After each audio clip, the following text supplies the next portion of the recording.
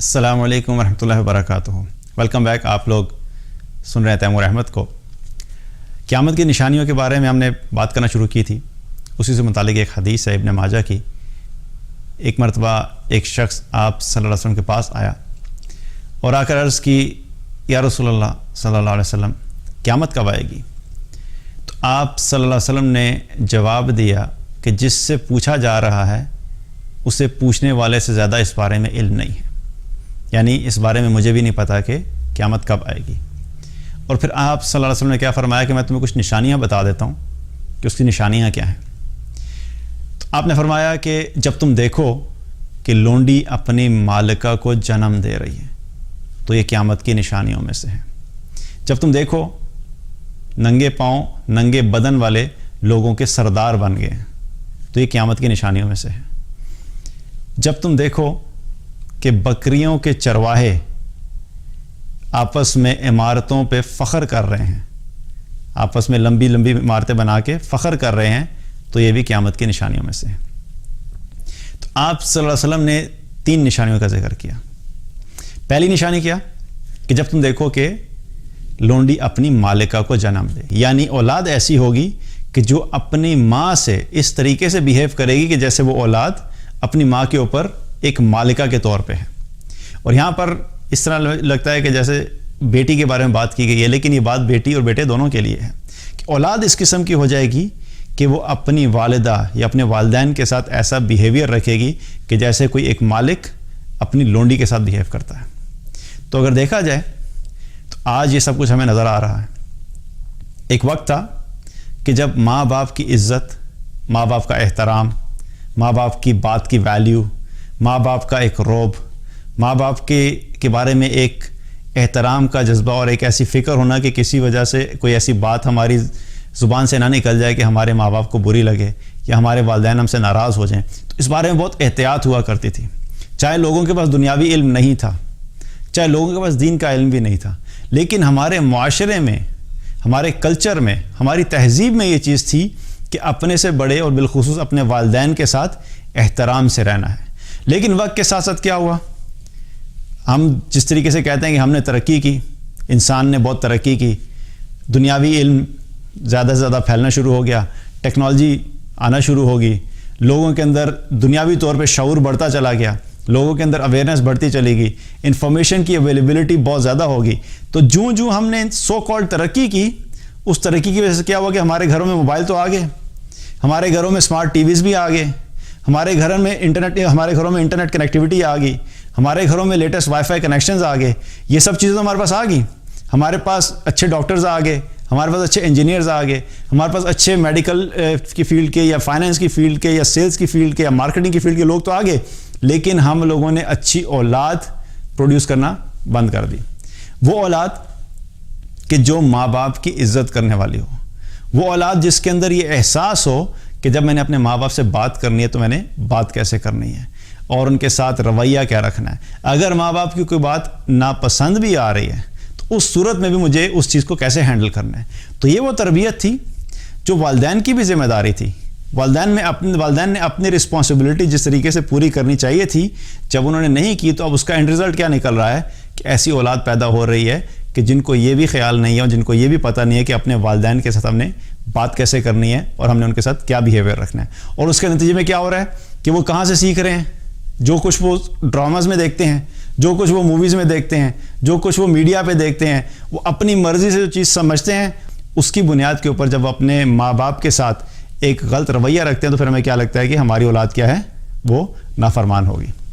تو اس کا مطلب یہ نہیں کہ اولاد کو اس چیز کے بارے میں اب اگر وہ یہ سمجھے کہ ہماری پراپر تربیت نہیں ہوئی تو اولاد کی جو ہے وہ جان خلاصی ہو جائے گی اور ان سے پوچھا نہیں جائے گا. ان سے پوچھا جائے گا, والدین کی نافرمانی کے بارے میں اولاد سے پوچھا جائے گا, لیکن ماں باپ کی بھی رسپانسبلٹی تھی کہ ماں باپ کو بھی اپنا رول پلے کرنا چاہیے تھا. تو بہرحال یہاں پہ کیا پتہ لگتا ہے کہ حدیث سے کیا پتہ لگتا ہے کہ نبی صلی اللہ علیہ وسلم نے کیا فرمایا کہ قیامت کی نشانیوں میں سے ایک نشانی یہ ہے کہ جب اولاد ایسی ہوگی جو اپنے ماں باپ کے ساتھ ایسا بیہیویئر کرے گی کہ جیسے ایک مالک یا مالکہ اپنی لونڈی کے ساتھ کرتی ہے. دوسری چیز کیا بتائی آپ صلی اللہ علیہ وسلم نے کہ ننگے بدن ننگے پاؤں والے لوگوں کے سردار بن جائیں گے. یہ چیز بھی بہت کامن ہے. کسی بھی جگہ پہ سردار بننا یا لیڈر بننا چاہے وہ کسی گھر کے اندر ہو، چاہے وہ کسی کمیونٹی کے اندر ہو، چاہے وہ کسی گاؤں کے اندر ہو، چاہے وہ کسی شہر کا ہو یا چاہے وہ کسی ملک کا بھی ہو. سردار بننے کے لیے یا لیڈر بننے کے لیے کچھ خاص اسکل سیٹس چاہیے ہوتے ہیں. انسان کے پاس علم ہونا چاہیے، انسان کے پاس ایکسپیرینس ہونا چاہیے، انسان کے اندر لوگوں کی ہمدردی ہونی چاہیے، انسان کے پاس ایک شعور ہونا چاہیے، انسان کا کوئی ویژن ہونا چاہیے، انسان ایک سرٹن بیک گراؤنڈ سے ہو کہ جو اس قابل ہو کہ وہ سردار بنے، تاکہ وہ ان کو اس طریقے سے لے کے چل سکے جو اس کی رسپانسبلٹیز ہے ان کو سمجھتا بھی ہو اور ان رسپانسبلٹیز کو پورا بھی کر سکے. لیکن ہوا کیا کہ چند لوگ ایسے کہ جو پیچھے چلے جائیں، ان کی اگر ہسٹری اٹھا کے دیکھی جائے تو نہ ان کے پاؤں میں چپل تھی، نہ ان کے پاس کچھ پہننے کے لیے تھا، نہ ان کے پاس کچھ کھانے کے لیے تھا. لیکن بس اللہ سبحانہ تعالیٰ نے اپنی قدرت سے کوئی ایسی سچویشن کریٹ کی جس کی وجہ سے ان کے پاس کیا ہوا کہ بہت زیادہ مال آ گیا. اب مال آنے کی وجہ سے علم تو آیا نہیں، شعور آیا نہیں، ایکسپیرینس آیا نہیں، لیکن اس مال کی وجہ سے کیا ہوا کہ وہ لوگوں کے اوپر حاوی ہو گئے. اور اب کیا ہے کہ وہ لوگوں کے سردار بنے ہوئے ہیں. تو یہ بھی چیز دیکھا جائے تو اب ہماری دنیا میں بہت سی ایسی ایگزامپل ہیں جہاں پہ ہمیں نظر آتا ہے کہ ایسے لوگ رول کر رہے ہیں، ایسے لوگ لیڈ کر رہے ہیں کچھ جگہوں کے اوپر کہ جہاں پہ وہ ڈیزرو نہیں کرتے، لیکن وہ کیا ہے کہ لوگوں کے سردار بنے ہوئے ہیں. اور ان کے اگر بیک گراؤنڈ دیکھا جائے تو ان کے پاس کچھ بھی نہیں تھا، لیکن وہ کچھ عرصہ پہلے تک ننگے پاؤں ننگے بدن تھے، یعنی ان کے پاس کچھ بھی نہیں تھا، اور اب کیا ہے کہ وہ لوگوں کے سردار بنے ہوئے ہیں. تو دوسری چیز یہ ہوگی. تیسری چیز جو آپ صلی اللہ علیہ وسلم نے فرمائی کہ جب تم دیکھو کہ بکریوں کے چرواہے، بکریاں چرانے والے لمبی لمبی عمارتیں بنا کر ایک دوسرے پہ فخر کریں گے. یہ وہ چیز ہے جو آپ سوچئے کہ آپ صلی اللہ علیہ وسلم کب بتا رہے ہیں ہمیں. 1400 سال پہلے. 1400 سال پیچھے اگر چلے جائیں تو ہمیں اس ماحول کی، اس سچویشن کو سمجھنے کی ضرورت ہے. اور تھوڑی دیر کے لیے آپ اگر امیجن کریں کہ اس وقت مکہ میں کیا تھا اور مدینہ میں کیا تھا. مکہ اور مدینہ میں تو بڑی بڑی عمارتوں کا کانسیپٹ تھا ہی نہیں، بلکہ ایون باہر بھی نکل جائیں، رومن امپائرز ان جگہوں پہ بھی دیکھ لیں تو عمارتیں جو تھی وہ ہاریزونٹلی تو شاید بہت بڑی بڑی تھیں، لیکن ورٹیکلی جنہیں ہم اسکائی رائز بلڈنگس کہتے ہیں وہ اس وقت کوئی کانسیپٹ نہیں تھا. اور عرب کے اندر اس چیز کا آنا، وہ کوئی انسان اس وقت سوچ بھی نہیں سکتا تھا کہ عرب میں یا اس ایریا میں جو اس قسم کی عمارتیں بنیں گی یا اس قسم کے کمپٹیشنز ہوں گے. تھوڑی سی آپ کو ہسٹری بتا دیتا ہوں. جو بڑی بلڈنگز بننا شروع ہوئیں 1901 میں، جو یو ایس کے اندر پہلی بلڈنگ بنی فیلاڈیلفیا سینٹر کے نام سے، جو کہ اس وقت کی سب سے بڑی بلڈنگ تھی. اور بہت سی اور بلڈنگز ہیں، لیکن میں صرف آپ سے چند بلڈنگز کے بارے میں بات کروں گا. اس کے بعد 1902 میں ایک اور بلڈنگ بنی جس کا نام سنگر بلڈنگ تھا، وہ بھی امریکہ کے اندر بنی. پھر اس کے بعد 1971 میں ورلڈ ٹریڈ سینٹر بنا، وہ بھی امریکہ کے اندر تھا. یہ سب کہاں پہ ہیں؟ یو ایس کے اندر یہ سب بڑی بڑی بلڈنگز بن رہی ہیں.